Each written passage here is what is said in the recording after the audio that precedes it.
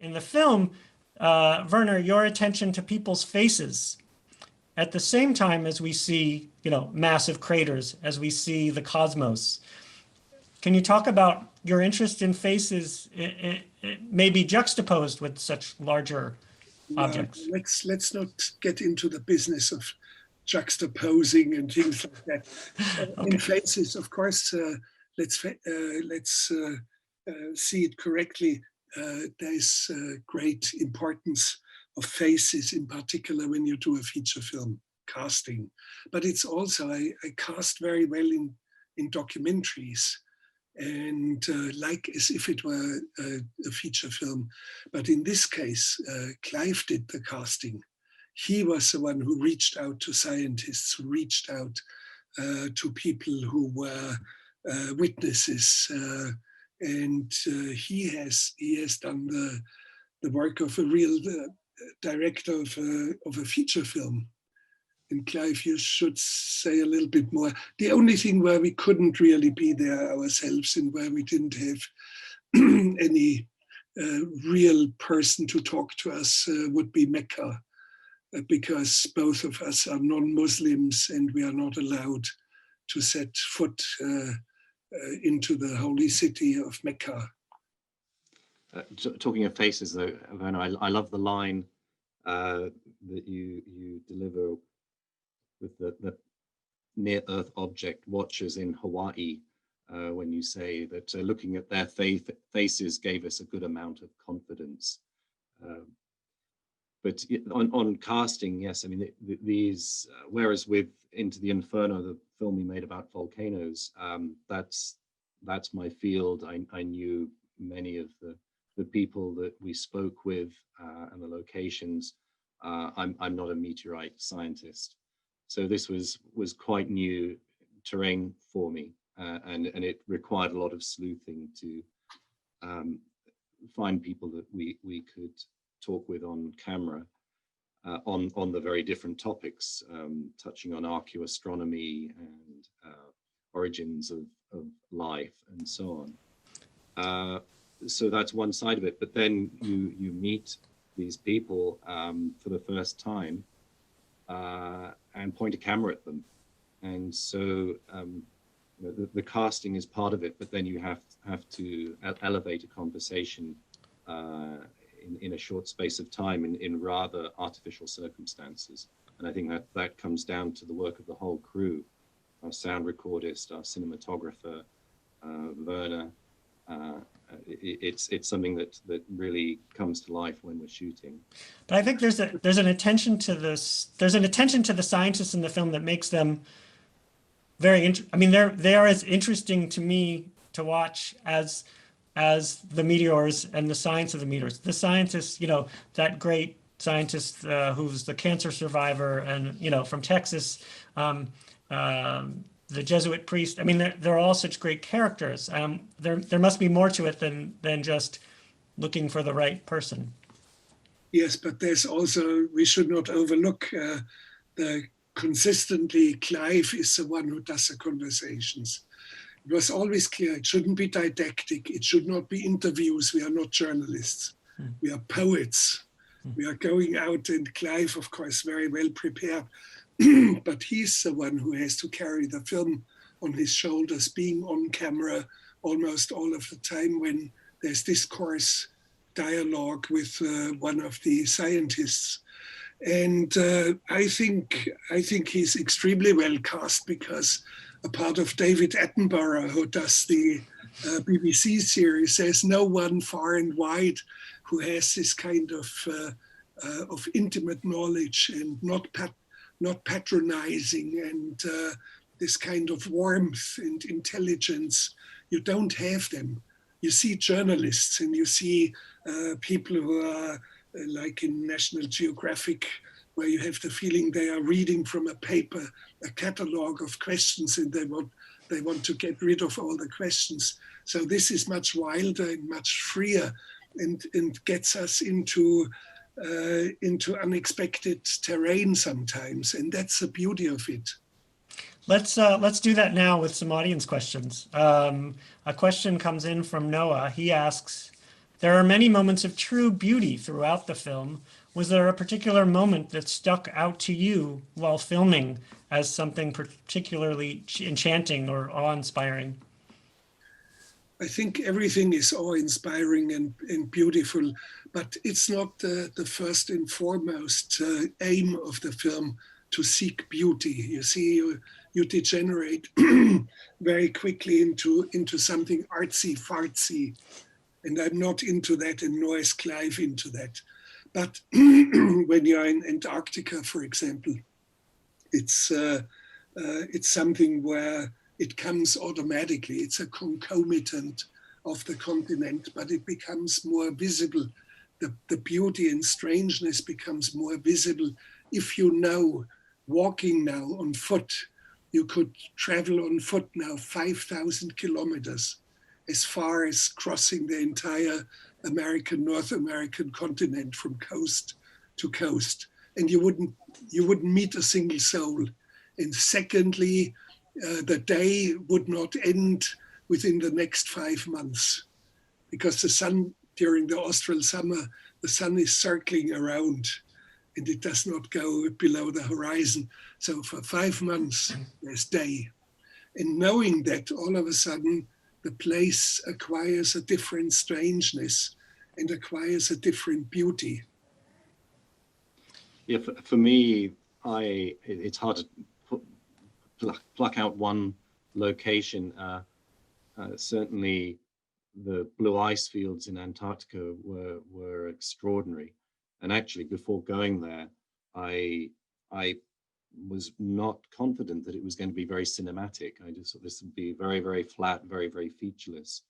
But of course, the quality of light, the way it's scattered in the ice, and you get this beautiful blue color, and the expanse and the wind blowing these snow snakes perpetually across the surface. Very, very extraordinary. And finding the meteorite, of course, was also, as you could tell, a huge thrill. But it was just, it was also wonderful to be up on the roof of the sports arena in Oslo with Jon Larsen playing his guitar.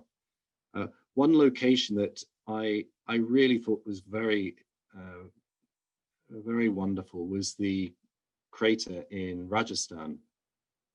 And it was only a very short time that we visited it, but there was something very mysterious about it with this, the temple on the floor of it. However, you don't really notice that it's a crater. You have to say it. You cannot see it when you are on ground level. You only see it from a high-flying plane or from outer space.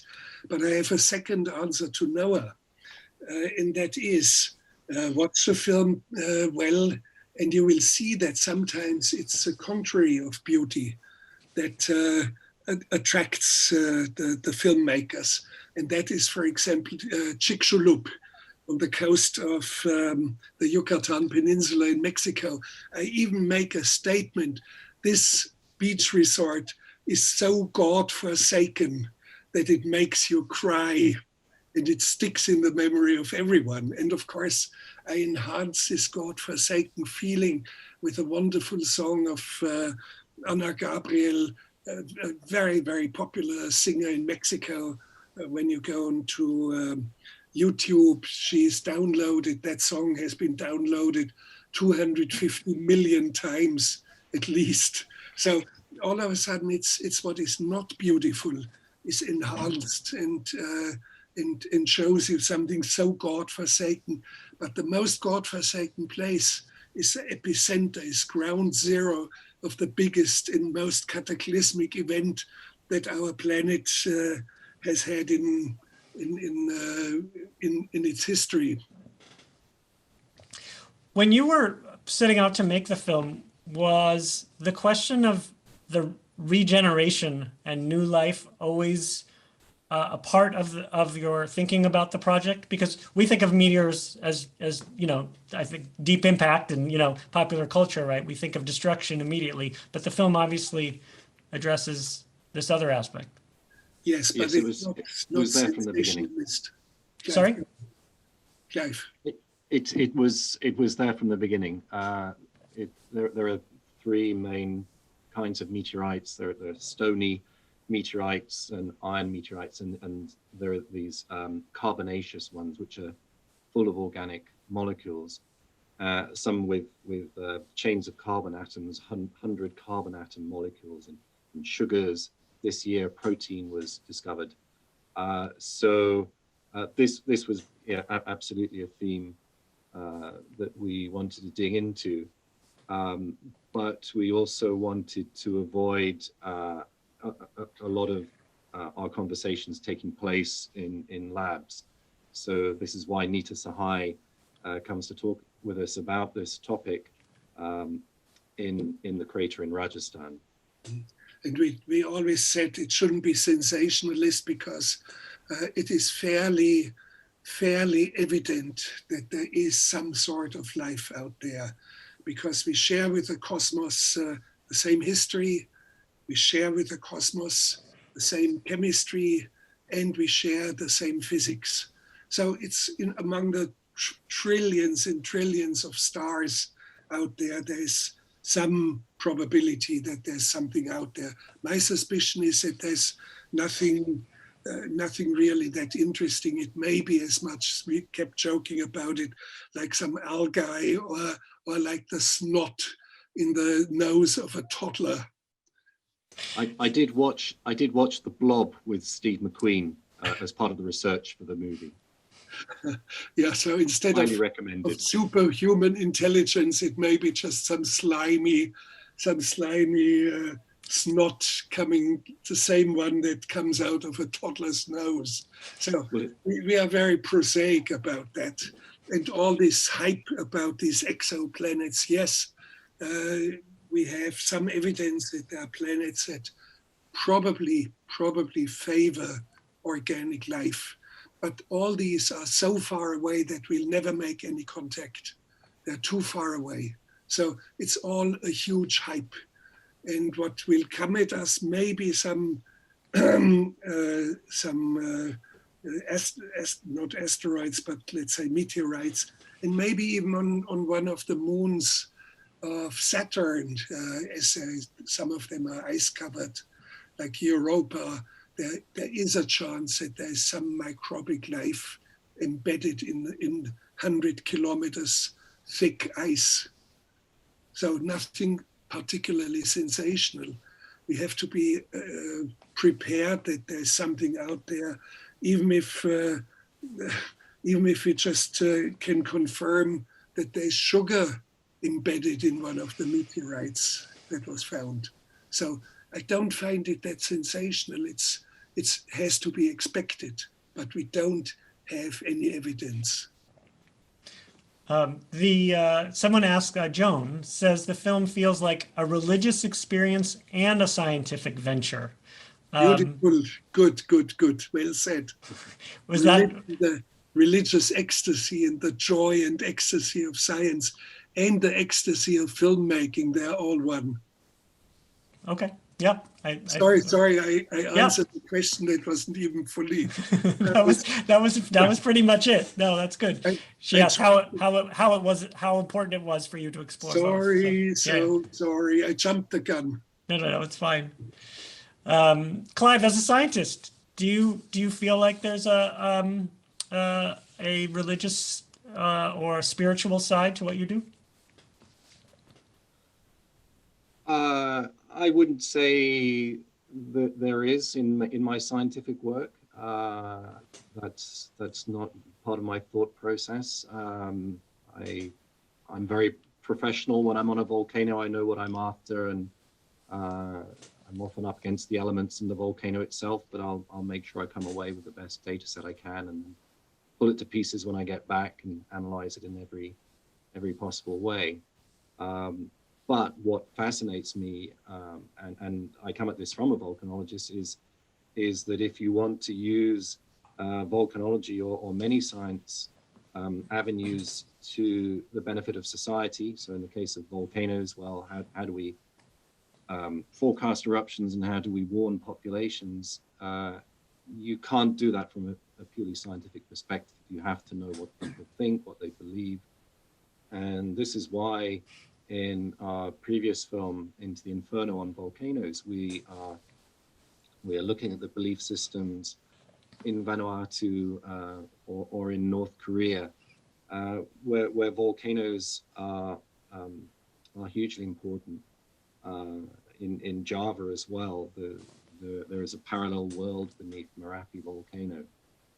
And so this interests me very, very greatly. And so it was very much a purposeful thing that this film as well would explore these entanglements and the deep like significance. to add something before you go too deep into all this. For the audience out there, I want to add, sure, the meteorites and the early warning systems may be very useful if something's slightly bigger than average is coming down at us. We can predict what's going to happen and we can take measures. But for the audience, the man who is sitting here in front of you, Clive Oppenheimer, in his work as a volcanologist, and I think in Indonesia, was it Merapi volcano? There was a network of early warnings in place, and his measurements facilitated early warnings. And something like 350,000 or even more inhabitants were evacuated, and the mountain exploded, and only 300 or 400 people died, and there could have been 200,000 fatalities. That's you who did that. You who warned it. You who gave the signals in time with the right tools and with the right system of distribution of the news. Well, no, I really can't claim that. I mean, I said we made some equipment that our Indonesian colleagues were operating.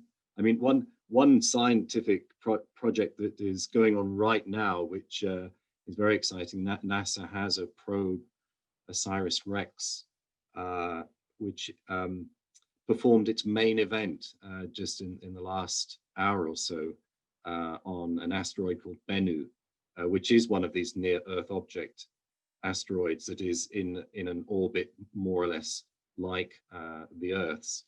And they touched down.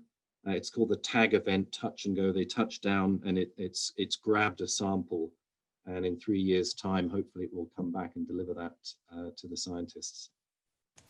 So there's another question here. There's another question here from Anna. I'm trying to twist it a little bit here. What do elements of the natural world, what do you think about how they connect us to deep time and space?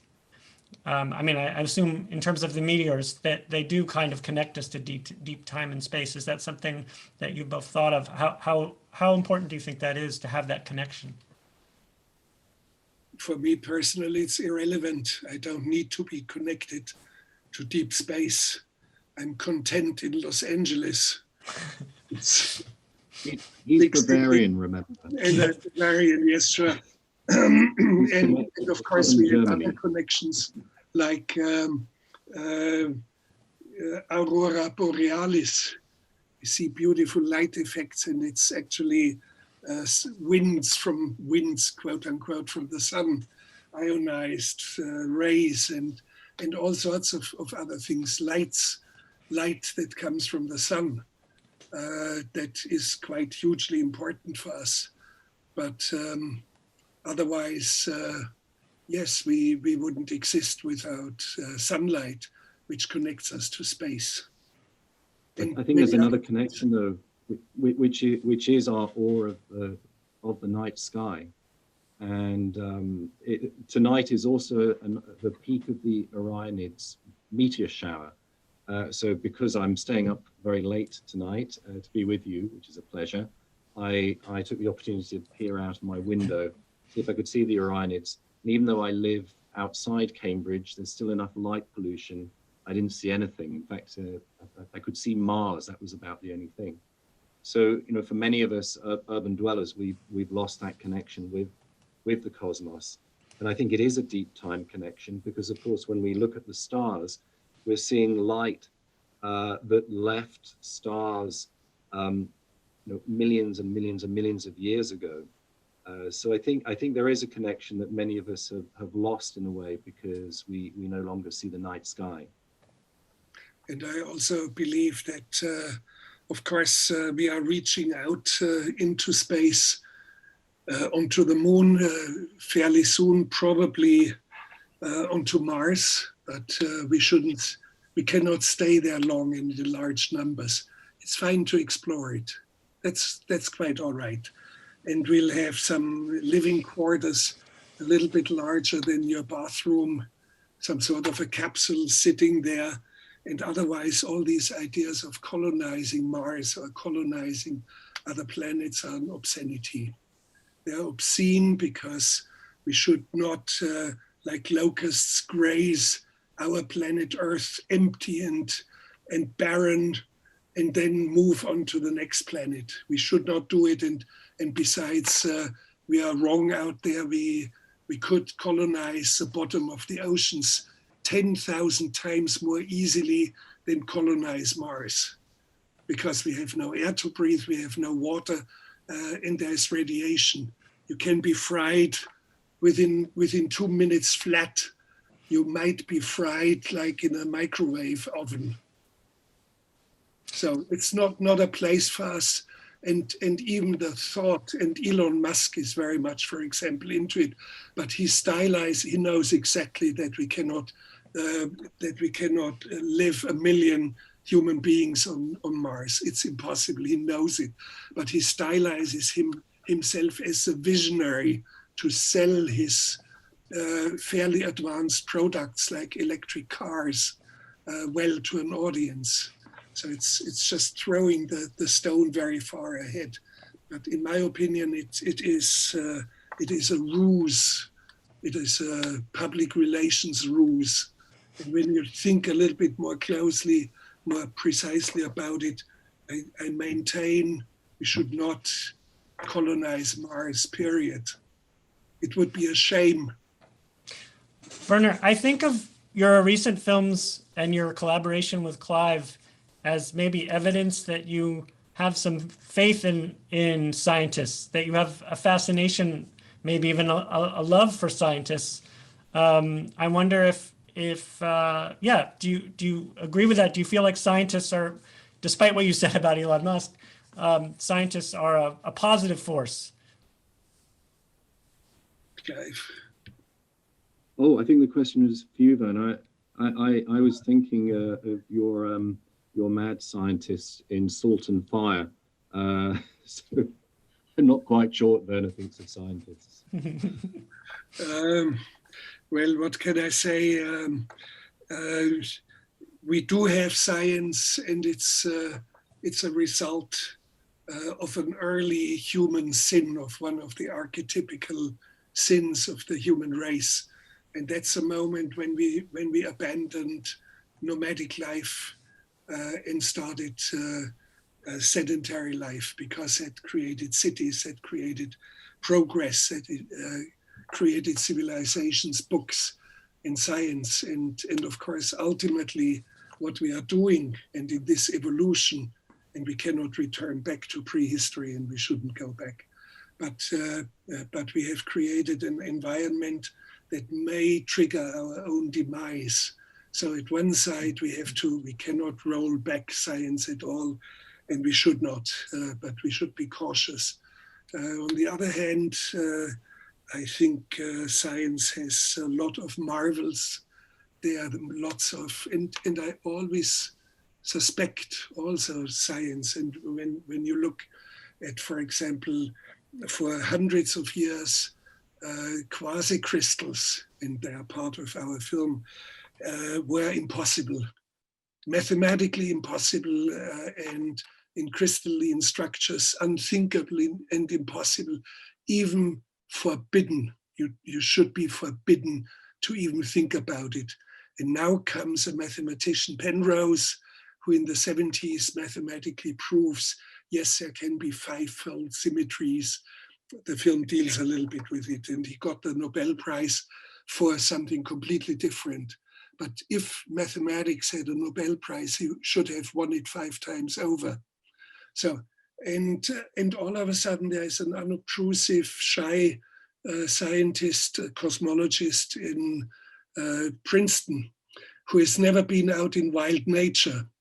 The wildest adventure he had with nature was the lawns in front of the library of Stanford University. That was his outings into wild nature. And all of a sudden, in order to find the site of a meteorite impact in eastern Siberia, close to the Bering Strait, he goes on an expedition and has myriads of mosquitoes and wild bears and wild bushes where he has to plow through with some sort of a tank, and they find the site of a meteorite where they actually locate quasi-crystals, proving that quasi-crystals really exist in nature, at least outside of our own planet. And on our own planet, we can synthesize them. So it's one of the awe. Yeah. Yes, it's one of the moments of awe in the film. So here's an interesting question from Janice. The movie touches upon the role that asteroids play as political prognosticators, legitimizing the reign of Maximilius, for example. What do you make of the fact that an asteroid will pass close to Earth on election day? That would be beautiful. Beautiful as some sort of sign from the skies. I made a very controversial statement in a public discourse about 4 months ago, and the audience somehow disapproved. 10 seconds later, an earthquake shook us, and everybody was heading for the exits. And I said, no, it's not a nearby earthquake. You would hear the rumble. I've been in several earthquakes. So they stayed, and I said, you know, I take this as a sign of approval for my controversial idea. Was the controversial idea connected at all to this film or something else? No, but it was connected to politics, and it was connected to Trump, but I don't want to get into that. Fine. I cannot vote. Americans have to sort it out, and they will do it, and I believe and I trust in the great quality of the American people to overcome problematic moments in their history. Let me ask if you can't bring the asteroid just by thinking about it or saying something provocative, you can get them made to order now. There's a Japanese outfit that is putting satellites up and that drop particles that then create a wonderful meteor shower. So, you know, if you've got a special celebration coming up, a wedding, perhaps the opening of an Olympic ceremony, you can just order one of these. I love the Japanese for this attitude to appropriate meteorite showers, and they would be ready to pour a bucket of sand into Earth's orbit so that it would come down as a meteorite shower of beautiful lights for the bride to marvel at, the bride and the groom. Let me ask one more question here about the film made at a different time in our lives, sort of pre-pandemic, and now we're all experiencing and watching the movie in the pandemic. I'm talking to you, of course, over Zoom because of the pandemic. Everyone watched the movie on a small screen because of the pandemic. But I obviously mean in terms of the themes of the film and what we take from the film. Do you feel like people watching the movie now may be thinking about the film differently than when you originally thought you were going to be sharing the film with audiences before the pandemic? Well, I think it's not so easy to appreciate a film, the cinematic qualities of a film on a small screen. So it's a disappointment that we're not there traveling with the film and with you all tonight at a screening. That's an interesting question. I think clearly what we're all going through now is so intense, and I think it does mediate a lot of the way we're thinking about things, and the pandemic is clearly another kind of risk where the science only gets us so far, and then there's a big gap that needs to be bridged to reach some kind of policy. And there isn't a right and wrong. There's only decision making with the evidence you have to hand. So I mean, because the film has so many themes, it's not all about the existential threat of a bolide impact. I don't know. I would be curious to know what people who've seen it are thinking, whether they feel that this makes a difference, and to other films. I think a film always is seen by audiences in their specific situation. The film changes, and when the pandemic is over and the film will be still around, people will see it differently, and young people will see it differently. And it really dawned on me when I showed two films, Even Dwarfs started small, and Agere, The Wrath of God, to prisoners in a maximum security correctional facility. All of a sudden, the prisoners thought, oh, this film was made only for us. And this is a moment of freedom, and we want to get out into the jungle, and we want to have the adventures, and the world is open, and we break barriers. And all of a sudden, the film in the next screening in a different country for a different audience is a completely different film. So the pandemic will come in, it has come and it will go. The film will hang out longer than that, and we'll see very, very different reactions to it. Okay. Thank you very much for your time, Werner, Clive. We really appreciate you and staying up late for us, Clive. And thanks, Werner, for all your thoughts. We love the film and so happy to show it. Thank you so much. Thank you. Thank you. Thank you to the audience. Take care. Thank you for your questions. Stay safe. Take care. Bye-bye.